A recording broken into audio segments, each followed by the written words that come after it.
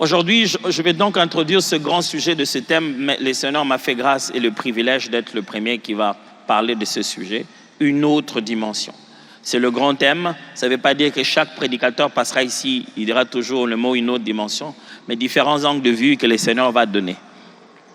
Alors je vais lire avec vous Éphésiens chapitre 3, versets 14 à 19. Éphésiens chapitre 3, versets 14 à 19. Je lis. À cause de cela, je fléchis les genoux devant le Père, duquel tire son nom toute famille dans les cieux et sur la terre, afin qu'il vous donne, selon la richesse de sa gloire, d'être puissamment fortifié par son esprit dans l'homme intérieur, en sorte que Christ habite dans vos cœurs par la foi, afin qu'étant enraciné et fondé dans l'amour, vous puissiez comprendre avec tous les saints quelle est la largeur, la longueur, la profondeur et la hauteur, et connaître l'amour de Christ qui surpasse toute connaissance, en sorte que vous soyez remplis jusqu'à toute la plénitude de Dieu. C'est quand même audacieux comme prière. Prier que les gens deviennent remplis jusqu'à toute la plénitude de Dieu. C'est Paul qui prie en faveur des Éphésiens. Je vais revenir pour expliquer ce contexte. Une autre dimension. Il est important que lorsqu'on veut utiliser un terme aussi confusant que le mot dimension, on puisse clarifier dans quel contexte on l'utilise. C'est très important parce que le concept de dimension est utilisé dans divers domaines pour décrire et analyser différents aspects du monde physique, des mathématiques, de la culture, de la psychologie. Selon le contexte, la dimension, le mot dimension peut prendre différentes significations et applications. Dimension, il y en a en mathématiques, il y en a en géométrie, donc justement, il y en a en architecture, il y en a même en psychologie. On dira que ça, c'est la dimension affective de l'être humain, la dimension cognitive. Le mot dimension n'est pas utilisé qu'à l'église, il est utilisé à plusieurs endroits et dans différents domaines. Ce qui fait qu'on peut tomber dans une confusion lorsqu'on utilise le mot dimension. Et c'est pour ça que c'est important que nous puissions nous fixer le cadre dans lequel nous utilisons ce mot dimension. Parce qu'aujourd'hui, voilà, chacun a la liberté de Google. Il va Google autre associé à dimension. Il peut tomber sur quelque chose que nous ne nous disons pas. Mais puisque lui, en faisant autre dimension, il tombe sur quelque chose d'autre et il croit que c'est ce que nous nous disons. Et surtout que nous sommes au Congo, l'usage des mots et des termes à l'église a tellement des policiers derrière qu'il est important de clarifier dans quoi on est en train de parler. Je ne suis pas en train de vous parler des autres dimensions, je suis en train de vous parler d'une autre dimension. Parce que le même mot, lorsque vous les assemblez, alors vous allez dans la physique quantique, on vous parle des dimensions parallèles, on commence à vous parler d'autres termes un peu plus complexes. Mais quand nous utilisons une dimension ici, nous voulons dire quoi? En fait, le mot dimension, en français, vient du latin et j'aimerais m'amuser quand même à tenter de prononcer en latin. Je n'oserais pas. Je vais prononcer par translittération dimensio, si vous voulez, qui vient du verbe demitiri, qui signifie simplement mesurer en tout sens. Le mot qui est là, métirer, veut dire mesurer. Il y a le préfixe des et mesurer, c'est-à-dire prendre les mesures de tous les sens.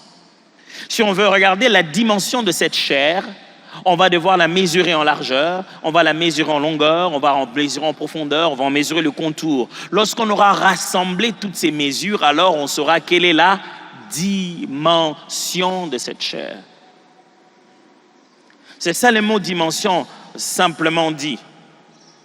Alors, la dimension, c'est aussi l'étendue d'un corps, en tel ou en tel sens, son étendue. Ça veut dire longueur, largeur, hauteur, profondeur. Vous n'avez pas entendu ce mot-là tout à l'heure? Je venais de le lire tout à l'heure. Largeur, longueur, hauteur, profondeur. C'est en mélangeant ces mesurages de ces différents aspects que vous constituez une dimension. En réalité, je vais dire, en regardant ici, que ce baffle que j'ai ici, Derrière, ce baffle retour est beaucoup plus petit en dimension que cet autre baffle qu'on appelle un front field qui est devant vous. Pourquoi? Parce que quand on va regarder la largeur, on va regarder la longueur, la hauteur, quand on mesure ces choses-là, il y en a plus qu'il y en a ici dans l'autre. C'est ce qu'on appelle une dimension. Ce sont ces différentes mesures qui créent une dimension.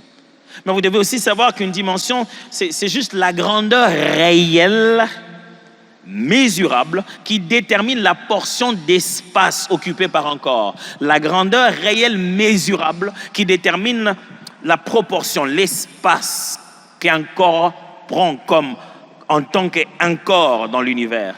Je donne un exemple. Admettons que je vais affréter, je vais envoyer ailleurs, par avion ou par conteneur en venant par bateau, je vais envoyer ce baffle. Admettons qu'il pèse 10 kilos.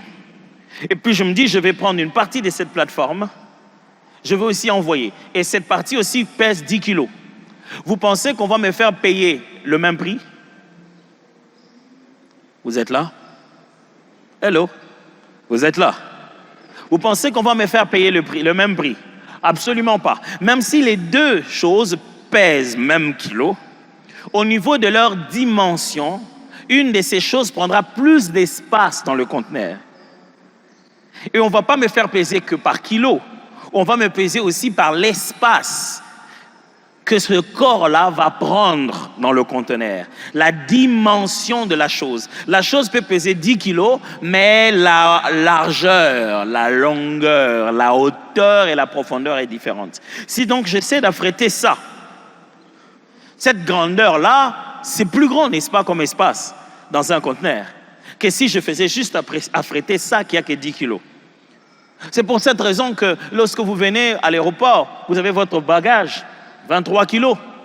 Mais vous dites non, mais j'ai quand même mes tuyaux que j'avais laissés en métal, ça coûte aussi 23 kilos, c'est long comme ça.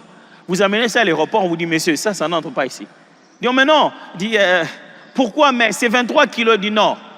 On ne peut pas prendre ça dans un vol comme celui-ci. Vous devez l'affréter autrement. Mais pourquoi? Parce que la dimension n'est pas standard. Ce n'est pas celle qui est recommandée. Pourquoi? La longueur n'est pas la même. La largeur n'est pas la même. L'espace qu'on a là-bas ne peut pas accueillir des choses qui ont cette dimension. Si on a compris ensemble ce que dimension veut dire en français, alors, pasteur, pourquoi vous n'avez pas choisi un autre mot? Dimension dans la Bible. Vous avez vu ça où? Vous avez encore créé, vous surtout les jeunes pasteurs, vous aimez trop des choses nouvelles. Dimension, c'est où dans la Bible? Faisons rapidement une étude de cette pensée de la dimension, du mot dimension dans la Bible. Dans la Bible que nous utilisons souvent, la Bible donc de Louis II, la version de 1910 de Louis II, le mot dimension apparaît 3 fois seulement dans le français. Le mot n'apparaît que 3 fois, une fois dans Lévitique et 2 fois dans un roi.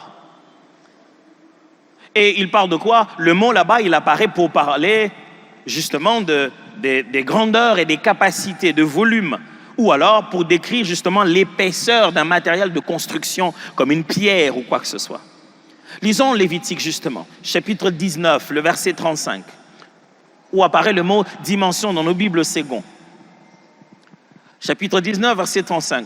Vous ne commettrez point d'iniquité, ni dans les jugements, ni dans les mesures de dimension, ni dans le poids, ni dans les mesures des capacités. Vous aurez des balances justes, des poids justes, des éphas justes, des hins justes.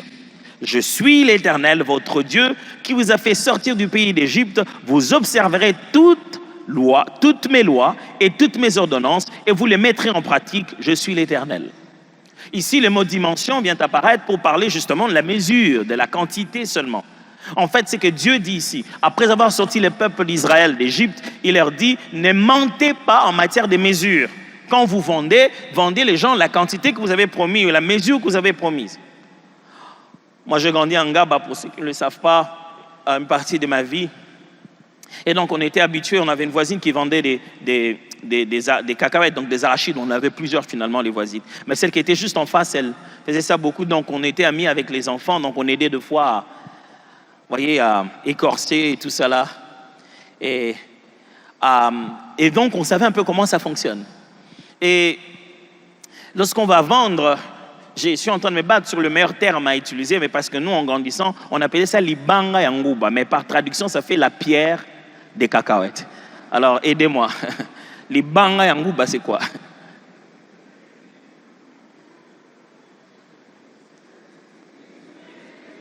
Quoi? Mesurette. Oh là, c'est quoi ça? C'est la chimie. Éprouvette maintenant, c'est quoi? Bon, j'accepte la mesurette. Mais c'est juste une unité de mesure par laquelle les dames qui vendent les cacahuètes en bilan, si vous voulez, utilisent pour pouvoir vous donner donc le prix. Vous payez pour 500 francs, donc c'est cette mesure-là, 2 fois ou 3 fois.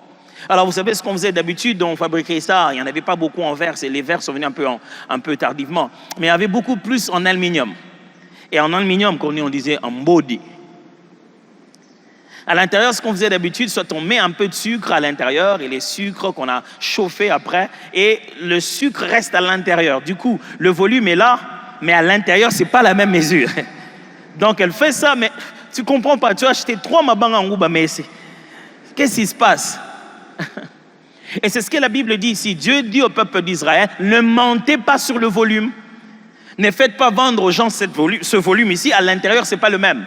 Donc cette affaire n'a pas commencé d'hier. Depuis la Bible, les gens faisaient cette arnaque.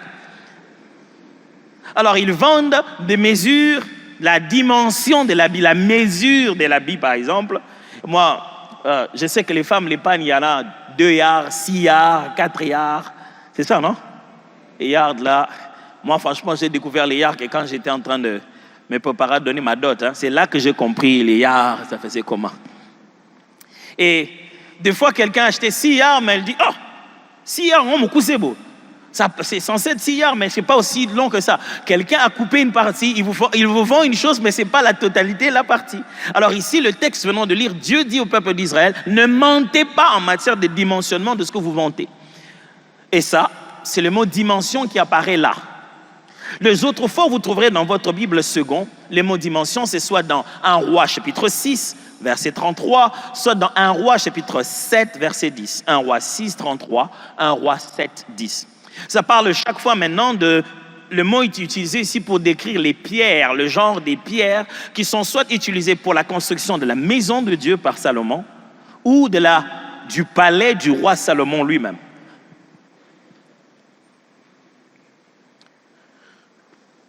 Alors,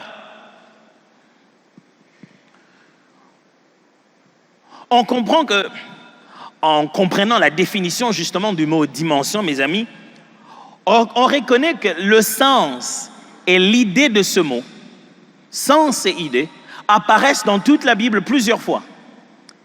Alors, ne confondez pas quand vous voulez étudier un terme comme ça, tentez de vouloir le chercher qu'en français. Parce que quand on parle dans un langage biblique, on vient d'une autre langue. Le français, quand on essaie de traduire, on peut ou ne pas trouver le vocable dimension en français dans votre Bible, mais les mots qui est derrière en hébreu ou en grec existent. Mais au moment de traduire, les traducteurs n'ont pas trouvé l'utilité de répéter le mot dimension là-bas parce que tout prêtait déjà à comprendre les dimensions de volume ou de grandeur ou quoi que ce soit. Un exemple simple. Apocalypse chapitre 21, le verset 16. Apocalypse chapitre 21, les versets 16. Je vais vous les lire dans 2 versions. Vous allez voir que dans la version de second, vous ne trouverez pas le mot dimension. Mais quand je vais lire cela dans la version de Semeur, vous trouverez le mot dimension. Donc avant de dire, je n'ai pas vu le mot dimension dans la Bible, j'aimerais savoir quelle Bible vous lisez. Ok? Lisons. La ville avait la forme d'un carré. Et sa longueur était égale à sa largeur. Ça, c'est l'Apocalypse. Donc, Jean voit qu'on a envoyé un ange pour pouvoir mesurer la ville. Et l'ange est en train de prendre un roseau, un matériel de mesure, en train de mesurer. Donc, il dit, la ville avait la forme d'un carré. Et sa longueur était égale à sa largeur. Il mesura la ville avec le roseau et trouva 12 000 stades. Ça, c'est l'unité de mesure.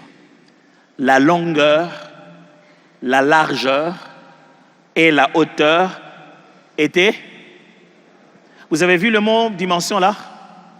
Mais si vous avez suivi l'explication de qu'est-ce que c'est qu'une dimension, n'avez-vous pas trouvé des mots qui disent dimension dedans? N'est-ce pas? 3 sur les 4, n'est-ce pas? La longueur, la hauteur et la largeur. Mais lisons ça maintenant dans la version de Semer. Il dit, la ville était bâtie en carré, sa longueur égalait sa largeur. L'ange mesura donc la ville avec son roseau et trouva 12 000 stades. Sa longueur, sa largeur et sa hauteur étaient d'égale dimension. Vous voyez ça?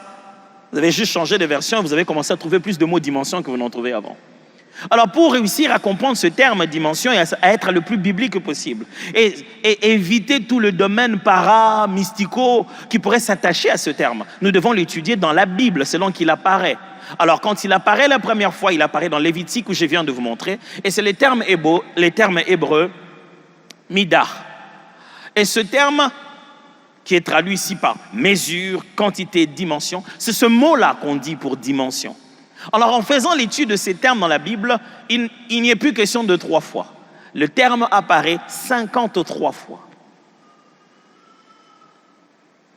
dans la Bible. Et il apparaît pour dire, soit décrire la taille, la mesure, ou même la portion, la dimension, même la portion, la taille de vêtements. Regardez là où vous êtes surpris, par exemple. Psaume 133, verset 2.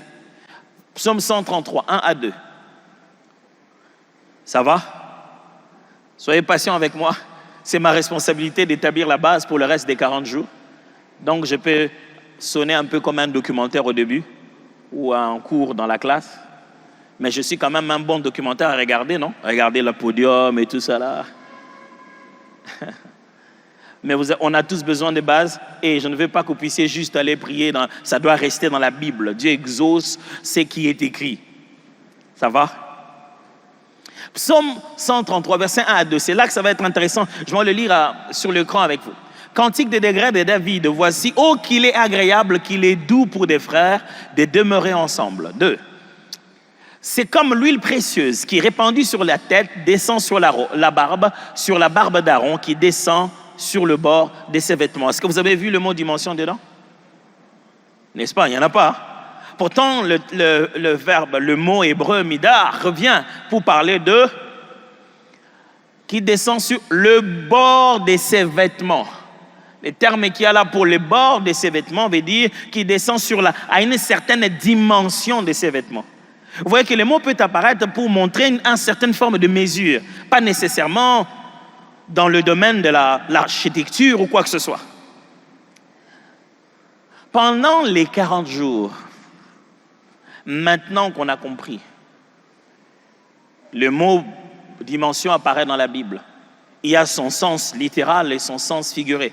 Quand il est dans un sens propre, littéral, il veut simplement dire que, voilà, on parle d'une quantité, d'un ensemble de longueur, largeur, hauteur. Ça peut être sur les choses.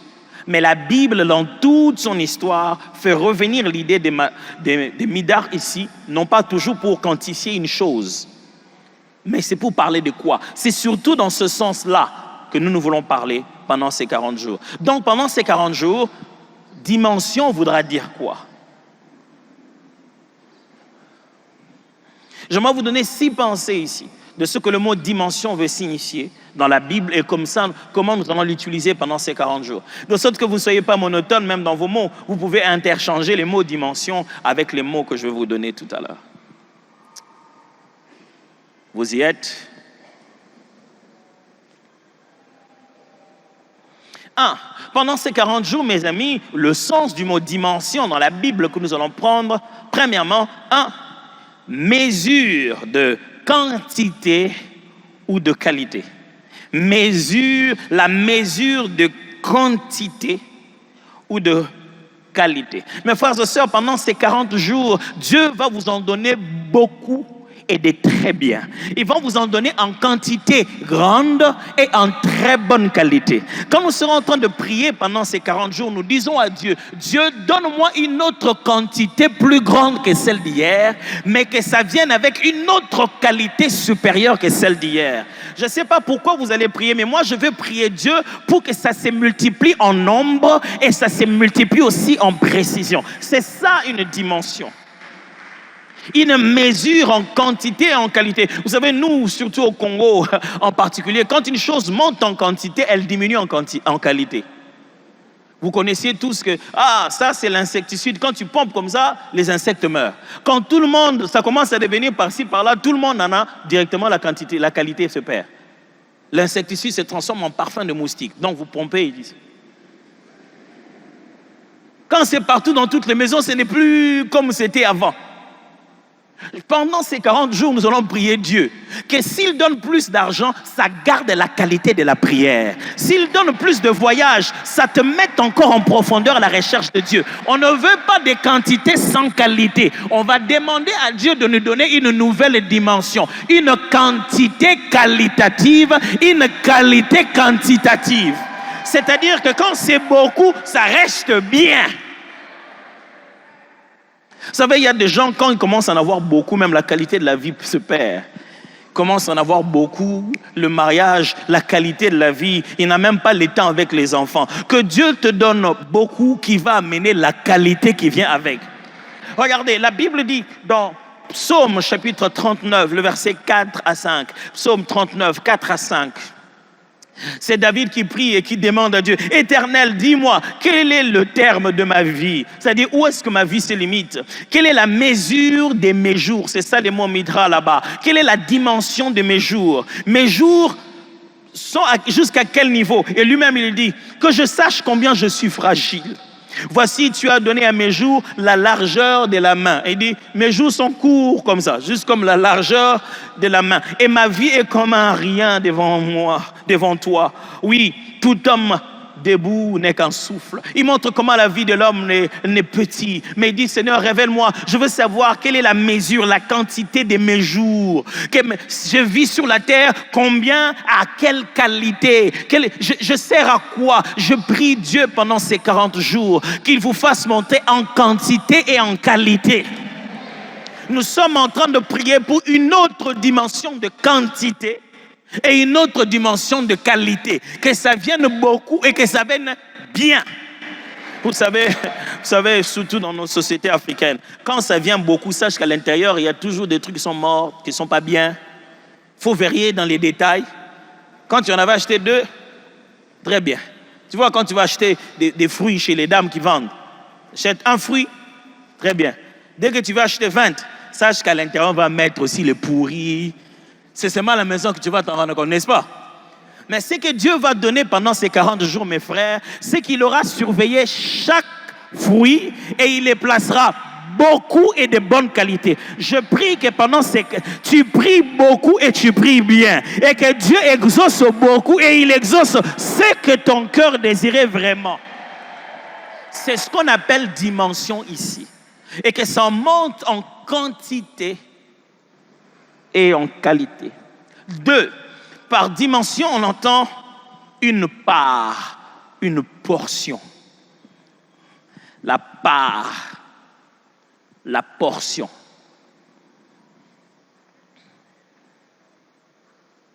Que tu aies ta part et ta portion. Une dimension veut dire une partie propre à toi. Que Dieu te donne t'ajoute une autre part, une autre portion.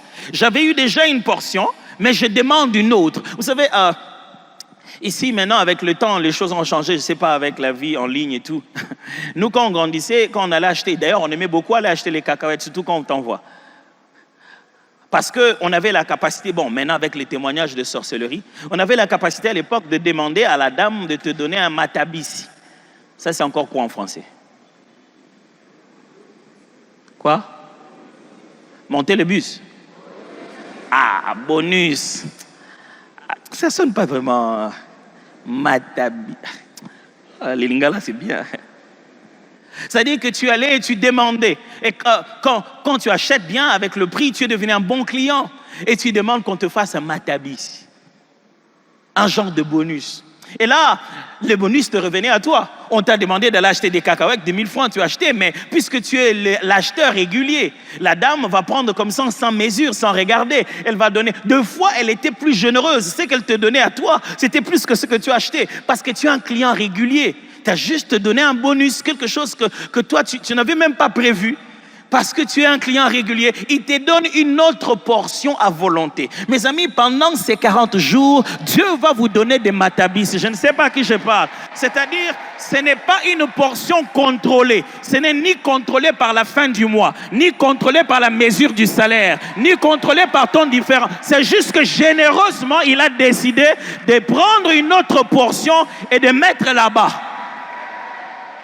Oh oui, juste une portion bonus, juste au nom du fait que toi et moi, voilà, on commence à avoir une relation. Ce n'est pas à la mesure. Souvent, les mamans, là, quand elles prenaient et donnaient les bonus, elles ne prenaient plus avec les libanga. Les bonus, elles prenaient à la main. Ils disaient, prends comme ça, tu vas voir. Mon frère, Dieu est mieux, il est meilleur que les mamans qui vendent l'engobay. Je prie et je déclare pendant ces 40 jours, ça ne viendra pas du chef, ça ne viendra pas du chèque de salaire, ça ne viendra pas de l'entreprise où tu travailles. Il y a un bonus qui va venir comme ça. Juste une dose, une portion que Dieu a prévue pour toi. C'est pour ça que nous prions. Nous prions que Dieu nous donne une autre portion qui n'a aucune commune mesure, pour laquelle il n'y a pas de références, de calculs.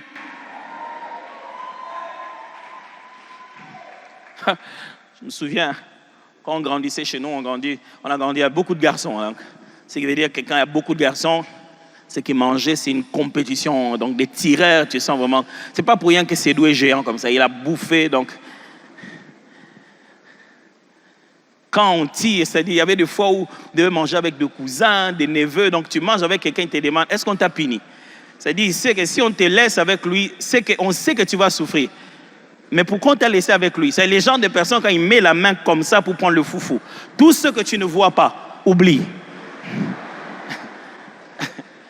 Dis-tu, ça c'est parti. Et je sais que quand j'étais plus jeune, ma mère regardait des fois et voyait comment j'étais lent dans ces choses. Comment je prenais du retard, je m'ai bien préparé, je couvrais la maison, je faisais la cuisine quand tout le monde allait à l'école le matin et donc je devais être du soir, donc je faisais la cuisine pour tout le monde. Et quand on nous met en compétition là pour manger, ma mère de loin, elle observait, elle se rendait compte que Nazo met la paiement. Elle sent que non, ces garçons-là, et c'est pas des gens où quand vous mangez, on t'appelle pour t'envoyer, ils font pas la pause. Il n'y a pas de mi-temps. Si tu sors, ils vont pas s'arrêter. Et des fois, ma mère regardait de loin et voyait comment elle sent que c'est pas possible. À un moment, elle m'appelait comme ça. Oh, va me donner de l'eau. Maman, maintenant, là, mais te donner de l'eau maintenant. Ou des fois, elle me disait, Yara Tolia Mikoua. Donc, elle t'appelle pour aller manger, les arrêtes, les restes. Tu te dis, maman, il y a un peu de poulet ici au milieu de tout ce pondou. Et de ce lot. Si je m'en vais, je vais rater ce qu'il y a, la chair qui a du poulet ici. Des fois, comme ça, elle insiste, viens. Tu viens en boudant, en regardant derrière. Déjà. Tu ramènes de l'eau et tu déposes. Et tu dis, assieds-toi ici, tu vas manger avec moi. Maman là-bas, dit, toi, tu manges seulement les arêtes. Assieds-toi. Tu vois plein de pondous, tu dis, tu mets la cuillère comme ça, tu sens que le pondou a une base. Le pondou.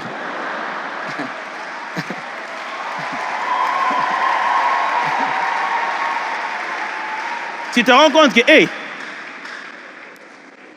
c'est comme si dans ces pondous, il y a une portion à l'intérieur. Écoutez-moi, Dieu sait que tu te bats avec les gens plus forts que toi. Il va t'appeler de côté. Il va te donner une portion, juste une portion de compensation. Je ne sais pas si je parle à quelqu'un. Il sait qu'eux en groupe, tu ne pourras pas les battre. Il va t'appeler de côté. Il va te dire, assieds-toi ici, je vais te donner une portion de compensation. Nous sommes en train de prier pour que Dieu nous donne une autre portion de compensation.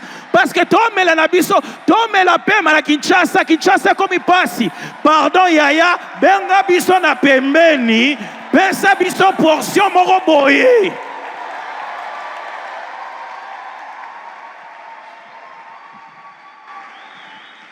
Dieu sait qu'on n'a pas les mêmes compétences, qu'on n'a pas les mêmes entrées, qu'on n'a pas les mêmes noms, qu'on ne connaît pas tous tout le monde. Il sait, Dieu sait que la vie est devenue difficile. Il te voit. Il te dit, je vais t'appeler, viens ici pendant 40 jours. Assieds-toi ici. Je vais te donner une portion que personne ne va voir.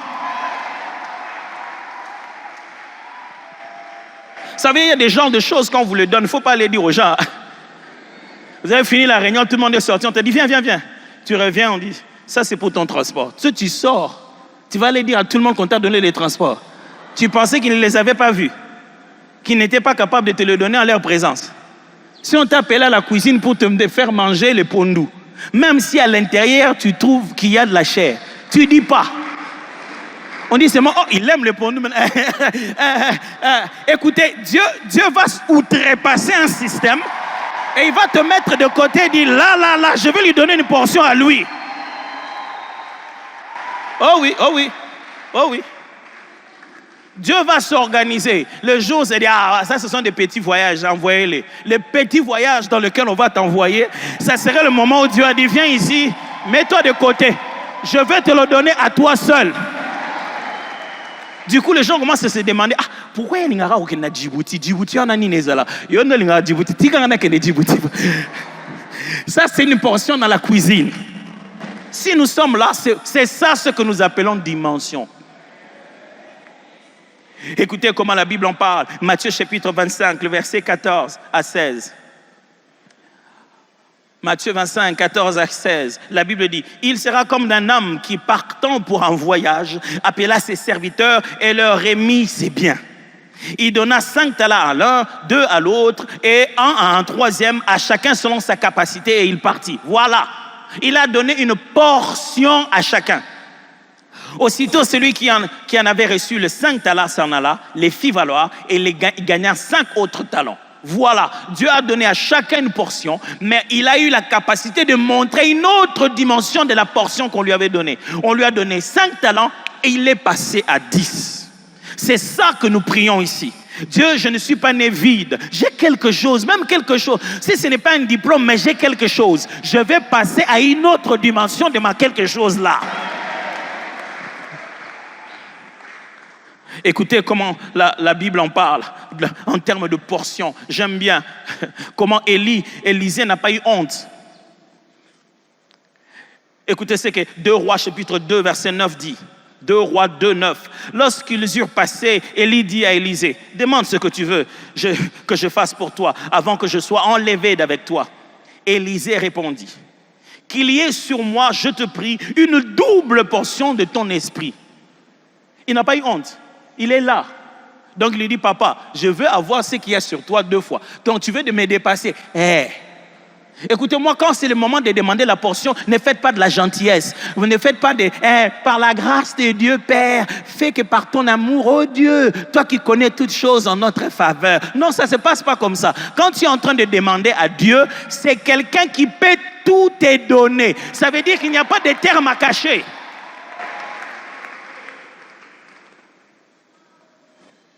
Oh non, mon frère, quand tu demandes à Dieu, sois clair, dis ce qu'il y a à dire. Oh non, mais pasteur, Dieu lui-même, pourquoi il faut multiplier? Dieu lui-même, il connaît les paroles, il connaît déjà ce que je vais lui demander. Dieu lui-même peut faire, est-ce que je dois toujours demander, papa? C'est Dieu qui nous a dit qu'il faut lui demander. Bon, ok. Expliquons ça. Tu vois ton ami là qui raconte les histoires, quand il veut te raconter une histoire, il te dit, hé mon cher, demande-moi quoi? Est-ce que tu lui demandes pas quoi? Dis-moi. Il y a des gens comme ça, avant de te raconter l'histoire, il dit, demande-moi quoi? Maintenant, moi, quand je ne veux pas écouter l'histoire, je m'étais. Il insiste, demande-moi quoi? Demande-moi. Donc, si on a demandé quoi, tu as demandé tes cassettes, mais il insiste, et toi, tel que je te connais, tu lui demandes toujours quoi? Maintenant, Dieu te dit, demande-moi quoi, tu ne veux pas. Écoutez ça. Ah non. Dieu, il veut que nous puissions venir chez lui et nous puissions lui demander librement la portion qu'il nous faut. N'aie pas honte. Élisée, oui, tu sais que je suis encore devant toi. Oui, oui, Élie. Mais tu veux quoi? Je veux doublement ce que toi tu as. Ah! Papa, tu n'attends même pas que je meure. Non, ce n'est pas question de mourir. Tu m'as demandé ce que je veux, non? Oui, je veux une double portion. Mes frères, pendant ces 40 jours, Dieu n'a rien à voir avec les termes. Il n'y a rien que je puisse dire à Dieu qu'il n'a jamais vu. Oh Seigneur, j'ai honte de toi. Il n'y a rien que tu puisses dire à Dieu qu'il n'a jamais vu. Et en plus, quand Dieu te demande de lui demander, ce n'est pas comme si maintenant, si tu lui demandes pas, il ne fera pas. Non, c'est simplement pour dire que c'est comme un genre de chèque à blanc qu'il ouvre devant toi. C'est comme un code, c'est comme un mot de passe. Mets le mot de passe et demande-moi. Tu sais, l'ami là, quand il te dit, demande-moi quoi? C'est juste veut dire, excite-moi à parler. Mets-moi dans les conditions de te dire. Je vais te dire, mais dis, quand Dieu dit, demande-moi, je te donnerai. Il dit, mets-moi juste dans. Demande-moi quoi? Demande-moi quoi? Et mon frère, pendant ce séminaire, pendant ces 40 jours, toi va dans la prière et Dieu sera en train de te dire, hey, demande-moi quoi? J'ai une bénédiction. Demande-moi quoi? J'ai quelque chose d'autre à te dire. 3, ça veut dire saison. Quand on dit une autre dimension, on parle d'une autre saison. Il y a le terme saison, ou simplement un ensemble d'événements dans les temps et dans l'espace. C'est ce qu'on appelle ici une saison dans le langage biblique. C'est-à-dire, c'est un autre temps, c'est les temps favorables. Comme on dirait aujourd'hui à Kinshasa, vous direz, ah, quelqu'un vous dirait, non, les temps sont durs. Tu regardes dehors, tu te dis, mais il fait beau. Il ne parle pas de ce temps-là.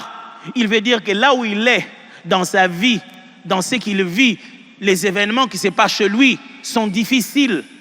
Il est dans une saison différente. Les mêmes 24 heures, mais ces 24 heures à lui sont devenues difficiles à vivre parce qu'il y a trop de charges. Et quand nous demandons à Dieu de nous donner une autre dimension, nous voulons les mêmes lundis, les mêmes mardis, mais un autre genre de lundi avec un autre contenu. Parce que la dimension aurait changé, la saison aurait changé. Écoutez comment la Bible dit ça. Ésaïe chapitre 43, le verset 18 à 19. Ésaïe 43, 18 à 19. J'aime ce texte. Ne pensez plus aux événements passés. Voilà. On demande à Dieu une autre dimension d'événements dans le temps, dans l'espace. On veut vivre autre chose. Et c'est Dieu lui-même qui dit, ne pensez plus aux événements passés. Et ne considérez plus ce qui est ancien. Demande-moi quoi? Voici, je vais faire une chose nouvelle. Demande-moi quoi? Sur le point d'arriver. Demande-moi quoi? Ne le connaîtrais-tu pas? Je mettrai un chemin dans les déserts. Demande-moi quoi? Et des fleuves dans la solitude.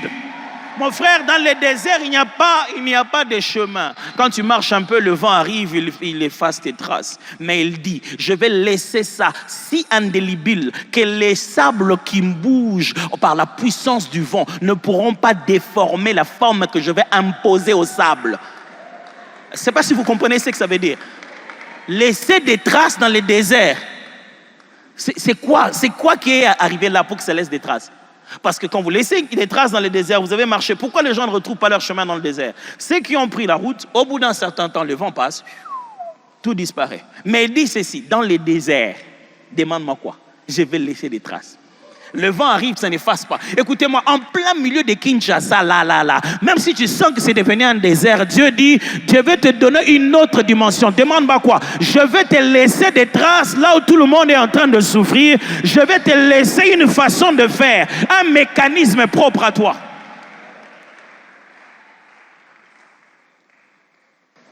Jésus, il était bon, lui. Jésus était en train de publier une nouvelle dimension. Il est venu dire aux gens, une nouvelle dimension va commencer. Et c'est dans ce terme qu'il est dit dans Luc chapitre 4, versets 18 à 19. Luc chapitre 4, versets 18 à 19. Il dit, l'Esprit du Seigneur est sur moi. Parce qu'il m'a oint pour annoncer une bonne nouvelle. Il m'a envoyé pour guérir ceux qui ont les cœurs brisés, pour proclamer aux captifs la délivrance et aux aveugles le recouvrement de la vie, pour envoyer libres les opprimés, pour publier une année de grâce du Seigneur. Une nouvelle saison. Jésus dit, je suis oint pour publier une nouvelle saison. Une suite différente des événements dans le temps et dans l'espace, les choses auront changé. Frère, nous allons jeûner 40 jours après pour que les événements changent dans ta famille, pour que les événements... on ne peut pas commencer à raconter une histoire qu'on connaît déjà. Non, quelque part au milieu du match, les choses vont devoir changer parce qu'on doit passer à une autre dimension. Dimension veut dire cadre, revêtement. L'idée de dimension dans la Bible, c'est aussi l'idée de revêtement. En plus, on a fait revêtir. Chaque revêtement est lié à une mission. C'est-à-dire parce que la mission va changer, on te donne un équipement différent. Une nouvelle dimension, c'est une autre forme d'équipement. Dieu te donne autre chose comme capacitation, comme moyen, comme capacité. Mes amis, tu ne peux pas, vous savez, il y a des fonctions dans la vie, tu ne peux pas tomber malade à tout moment. Les gens attendent seulement un peu de congé maladie pour te remplacer. Que Dieu, non seulement qu'il t'ait donné cette fonction, il te donne la santé qui vient avec. Il y a des fonctions, tu ne peux pas tomber malade. On va te prendre tous tes voyages. Moi, quand je reviens seulement d'un voyage, je commence à vomir. Il y a des choses, quand Dieu te le donne, il te donne aussi une autre dimension de santé. On commence à se dire, non, c'est venu avec les revêtements pour cette fonction que j'ai reçue. Je prie pendant tes 40 jours que lorsque Dieu t'a donné une chose, il te donne les revêtements appropriés pour cela. Que Dieu ne t'envoie pas en hiver sans manteau. Chaque fois qu'il t'enverra quelque part, il te donne les revêtements qu'il faut pour ça. Nous sommes en train de demander à Dieu un autre revêtement. C'est ça, une autre dimension. Regardez comment ça se passe dans la vie de Jésus. Jésus commence dans Luc chapitre 4, verset 1. La Bible dit, Jésus rempli du Saint-Esprit fut conduit dans le désert pour être tenté. Il a fini ce moment-là de prière. Il avait besoin d'un revêtement nouveau. Vous savez, pour que Jésus passe à une autre dimension, il cesse d'être charpentier pour devenir l'homme de miracle. Il cesse d'être juste rempli de l'Esprit et être revêtu de l'Esprit. Vous savez ce qu'il a fait? Il a fait 40 jours, exactement comme nous. Et après ces 40 jours, Luc chapitre 4, versets 14 et 15 disent, Jésus, revêtu de la puissance de l'Esprit, retournant en Galilée, et sa renommée s'est répandue dans tout le pays d'alentour. Il enseignait dans les synagogues et il était glorifié par tous. Le gars était là. Sa renommée ne s'était pas répandue. Pourquoi? Il n'avait pas encore passé à une autre dimension. Mais il revient 40 jours après, sans affiche, ni TikTok, ni WhatsApp. La renommée de la personne, boum, ni radio, ni télé. Qu'est-ce qui s'est passé? Il a juste changé de dimension. J'aimerais dire que Dieu va te donner un autre emballage. Non, ok, vous n'avez pas compris. Le revêtement, c'est quoi? C'est-à-dire que quand tu vas dans la boutique, tu n'achètes pas le contenu, tu achètes le contenant en réalité. Tu n'achètes pas ce qui est dedans, tu achètes l'emballage qu'on vend avec. Ce qui signifie que tu n'achètes pas un coca parce qu'à l'intérieur, c'est la formule de coca. Tu achètes un coca parce que la bouteille est écrite dessus coca. Je peux prendre un autre coca, un autre cola, d'une autre marque. Je mets dans une bouteille de coca. Je te la vends, tu vas acheter ça au prix de coca. Parce que tu ne sais pas ce que tu vas goûter à l'intérieur. Je peux prendre la formule de Coca-Cola. Je la mets dans une autre forme de cola. Tu risques de ne pas l'acheter, même si c'est toi qui aimes Coca-Cola. Pourquoi? L'emballage. La chose, même si je mets du thé ou du café dans une bouteille de coca et que tu n'agites pas ça, tu vas acheter ça. Parce que tu connais la valeur de l'emballage appelé Coca-Cola. Ce que je demande, c'est que Dieu te change d'emballage. Il te donne un emballage qui te donne la valeur. Vous savez, des fois, vous avez un ami comme ça, vous savez que vous connaissiez avec lui. Vous étiez là tous en train de courir. Puis demain, le Seigneur change ses conditions. Tu le rencontres comme ça, tu dis, quelqu'un m'a dit un jour, ça se voit que tu commences à rester sous la clim. Hein? Il dit, pourquoi? Et je ne sais pas d'où sortent, les Congolais sortent certains termes. Il dit, on a mon bain.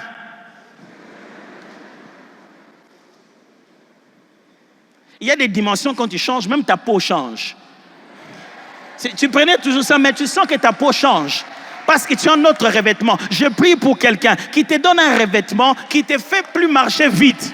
C'est-à-dire, tu te déranges plus à marcher en désordre. Il y a des revêtements quand tu respectes le revêtement. C'est-à-dire que, écoute-moi, on ne prend pas des motos avec son habit de mariage. Et on ne marche pas vite quand on est dans sa robe de mariage, mes amis. C'est-à-dire que le revêtement te fait marcher autrement. Je déclare ça. Dieu va te faire marcher autrement à cause d'un autre revêtement qui sera sur toi. C'est-à-dire quand Dieu te donne une autre dimension, c'est un revêtement d'autorité. Tu arrives à un endroit, tout le monde commence à... Hey, il est là. Tu te dis, mais comment banque ça va te faire un nid? Papa, une autre dimension.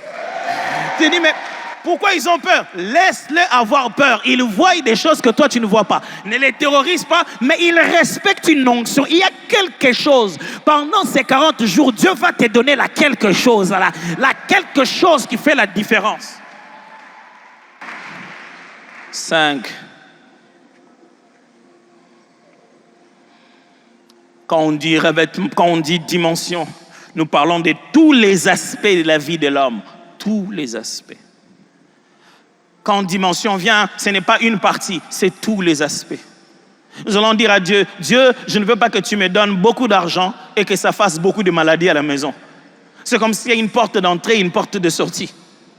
Ta dimension n'a pas changé. Tu as l'impression que tu as un plus grand salaire, mais tu as de plus en plus des choses pour lesquelles tu dépenses obligatoirement. Tu n'en jouis pas. Rien ne change chez toi. Les chiffres ont changé. Dieu, je ne veux pas avoir une nouvelle fonction, mais sans les salaires qui viennent avec. On t'a changé, tu dégrades, mais on ne t'a pas changé de salaire. Ça, ce n'est pas une dimension, ce n'est qu'une longueur. Et une dimension, ce n'est pas qu'avec la longueur, c'est aussi avec la largeur, c'est aussi avec la hauteur, c'est aussi avec la profondeur. Nous disons à Dieu ceci, Père, nous voulons que tu nous changes de tous côtés, de chaque aspect de la vie. Ça doit être dans tous les sens, dans tous les aspects de la vie de l'homme.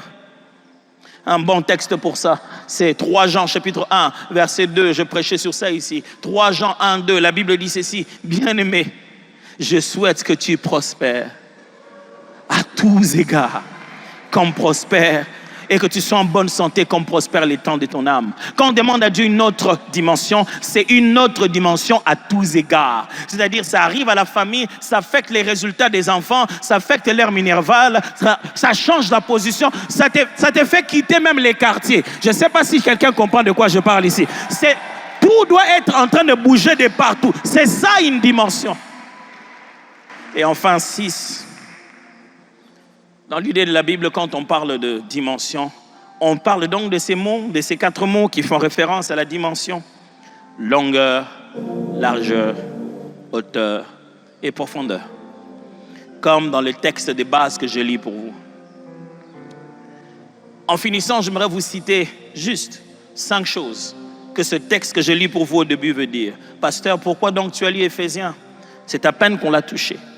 Mon but ce matin, c'est d'établir les bases sur la compréhension du concept dimension, une autre dimension. Mais qu'est-ce que les textes disaient déjà? À cause de cela, je fléchis les genoux devant le Père. Paul, pourquoi tu ne pries pas seulement? Pourquoi tu fléchis les genoux? Je vais y mettre l'expression physique. Duquel tire son nom toute famille dans les cieux et sur la terre, afin qu'il vous donne, selon la richesse de sa gloire, d'être puissamment fortifié par son esprit dans l'homme intérieur, en sorte que Christ habite dans vos cœurs par la foi, afin qu'étant raciné, fondé dans l'amour, vous puissiez comprendre avec tous les saints quelle est la largeur, la longueur, la profondeur et la hauteur, et connaître l'amour de Christ qui surpasse toute connaissance, en sorte que vous soyez remplis jusqu'à toute la plénitude de Dieu. Paul dit aux Éphésiens, voici une prière que je fais pour vous, ce que vous puissiez connaître toute la dimension de l'amour de Dieu pour vous. Mes amis, pendant ces 40 jours, ça ne sera pas à cause de nos efforts, ni de notre jeûne. Dieu veut juste te montrer qu'il t'aime, et il veut te le montrer autrement. Si jusqu'aujourd'hui il t'a montré ça en largeur, il veut te le montrer en longueur. Paul dit, vivez tout. Vivez et la longueur et la largeur, et la profondeur et la hauteur. Pendant ces 40 jours, Dieu va te faire vivre toutes les dimensions de son amour pour toi. J'ai dit 5 choses dans ce texte. Oui. 1. Ce texte nous montre que l'objectif, c'est la plénitude de Dieu. Il dit jusqu'à ce que vous arriviez à la plénitude de Dieu. Mes amis, nous ne prions pas pour avoir plus d'argent. Nous prions pour mieux connaître Dieu à une autre dimension. Ça fait près de 16 ans maintenant que je suis marié avec ma femme. Et tout le jour, je la découvre. Je découvre une autre dimension d'elle. Je ne la connaissais pas mère d'enfants. Je ne la connaissais pas mère des ados. Chaque fois que je la vois réagir, je dis, je la découvre. Elle a beaucoup changé. Je vois que quelqu'un découvre Dieu et se dit, oh, Dieu, au début, je ne pensais pas que tu étais comme ça. Une autre dimension, mes amis, c'est jusqu'à la plénitude de Dieu. Ça signifie ceci. Est-ce que l'année prochaine, on fera encore des jeunes qu'on appellera une autre dimension? Non. Mais est-ce que ça veut dire qu'on a cessé de chercher des dimensions? Non. On doit continuer à en chercher jusqu'à la plénitude de Dieu. 2. La nouvelle dimension est d'abord pour l'homme intérieur. Paul prie dans ses textes, il dit, je prie que Dieu vous fortifie dans l'homme intérieur. Frère, si tu n'es pas à l'intérieur de toi, selon la quantité que Dieu veut te donner, la quantité va te tuer. Il va t'en donner beaucoup, mais toi à l'intérieur, tu n'es pas ce qui est. C'est pourquoi pendant ces 40 jours, ne viens pas qu'au culte, prie toi-même. Ça ne va pas faire 40 jours de réunion, ce sont 40 jours de prière. Prie toi-même, ne participe pas qu'en ligne, prie chez toi à la maison. Et que pendant ces 40 jours, tu sentes toi-même dans ton homme intérieur que tu as grandi, que tu es devenu plus sensible aux choses dont on est en train de parler. Mais 3, c'est à genoux qu'on réclame une nouvelle dimension. C'est à genoux qu'on réclame une nouvelle dimension. Paul dit, c'est pourquoi j'ai fléchi mes genoux. Paul, pourquoi tu ne dis pas je prie seulement? Non, je veux que frères d'Éphèse, vous sachiez que j'ai mis un effort physique. Ça me coûte cette position. Ça fait mal aux pieds. Je vais vous dire quel sacrifice je peux payer pour entrer dans la prière. Mais frère, on ne passe pas une nouvelle dimension comme ça en allant regarder la télé à gauche et à droite. On ne passe pas une nouvelle dimension comme ça en ayant les mêmes réalités de tous les jours. Je sais que nous ne pouvons pas tous gêner. Certains ont des difficultés de santé. On a mis tous les efforts, diététiciens, médecins, internistes. On a donné toutes sortes de conseils au niveau humain pour que vous ne puissiez pas prendre des risques inutiles. Si vous ne pouvez pas gêner avec votre estomac, prenez alors la liberté de vous priver d'une chose. Pasteur, je ne sais me priver de rien. Alors privez-vous le luxe de prier assis. Mettez vos genoux par terre. Paul dit, ce que je veux pour vous, ça coûte quelque chose. Et je veux me mettre en position pour cela. Est-ce que vous êtes prêts à vous mettre en position pour cela? Être déjà assis au salon, avoir envie, vous savez, moi, nous, quand on commence le temps de jeûne, je ne vais plus regarder la télé. Donc, je viens pas, les salons comme ça, je passe, je vais dans ma chambre. Ça ne vous coûte rien de zapper. Si vous ne regardez pas ce match-là, ça ne veut pas dire que votre joueur préféré ne marquera pas. Il ne sait même pas que vous regardez. Mais les esprits qui menacent ta vie, ils sont là. Ils savent que tu n'as pas prié. 4. Commencez d'abord par être enraciné et fondé. Paul dit que vous soyez enraciné et fondé dans son amour. Mes frères et sœurs, le but de ces jeunes, ce n'est pas qu'on ait plus d'argent et plus de moyens, mais non, qu'on ait plus de racines dans notre foi. Jésus, avant de partir, disait « Veillez et priez ». Il insiste sur ces deux choses. Pour le temps de la fin, il ne faut pas seulement aller prêcher des messages compliqués. Il faut veiller et prier. C'est ce que Jésus a dit. Frère, que ces 40 jours te donnent un peu plus de racines dans ta foi. Que tu cesses d'être un mondimi simple. Une autre dimension, c'est pour ceux qui ont des racines. C'est seulement ceux qui ont des racines qui peuvent donner des fruits. C'est seulement d'après la fondation qu'on peut construire un immeuble en hauteur. Enracinez-vous, s'il vous plaît. Et enfin, c'est par l'esprit et la foi qu'on accède à une autre dimension. Paul dit que vous soyez puissamment renforcés dans votre homme intérieur par l'Esprit de Dieu. Et que Christ habite dans vos cœurs par la foi. Mes amis, ce qu'on va faire, ce ne sont pas des sciences exactes. Quelle exactitude dans la science. Ce n'est pas des mathématiques. Ce que nous allons faire, c'est en esprit. Et ça demande la foi. Ce qu'on va faire, ce n'est pas de la géométrie. Ce n'est pas nombre de jours venus, nombre de bénédictions reçues. Non, ce qu'on va faire, ça se passe en esprit et avec la foi. Ce qu'on va faire, ce n'est pas... Le pasteur avait dit ce jour-là, il avait proclamé, il avait dit à tout le monde que nous serons bénis. Mais comment moi, je n'ai pas toujours de bénédiction? Non. Ce qu'on va faire, c'est ce que tu crois. Est-ce que tu as saisi ça en esprit? On sera tous là, à côté l'un de l'autre. Pour certains, ça sera que paroles et vaines paroles. Mais ceux qui croiront cela en esprit, qui mettront leur foi, ces 40 jours vont être un tournant de toute votre vie.